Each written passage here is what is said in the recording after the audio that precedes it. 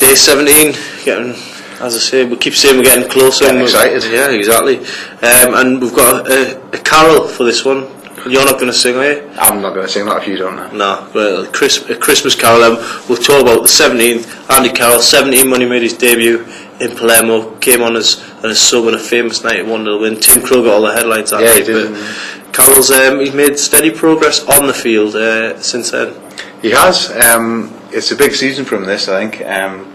Shola Ameobi took a lot of criticism in the Premier League, but he showed he can cut it in the Championship. I think if Andy Carroll wants to be seen as a Premier League striker, he needs to score plenty of goals in the Championship as well, especially in the promotion season. But he's looked the part so far, hasn't he? Definitely. I mean, when I look at it, I mean, I've seen Andy Carroll come all the way through the reserves at Newcastle. The thing with him is that the prolific thing, that's a question mark over. Is he going to get 30 goals a season? Not many do get 30 goals a season this year, but is he going to, he's only on 4 at the moment, so I just worry that he's not going to get enough goals. But when you go back to the Barnsley game the other day, he set up 2 goals in that game, so as long as he's doing his bit on the pitch and holding the ball up and stuff, then people might not have that many complaints. Well, that's right, and if he was to be played alongside another top class striker, who knows? I mean, now Quinn didn't score that many goals, but if Kevin Phillips was scoring 40 goals, then that's people are happy with that. Yeah, definitely.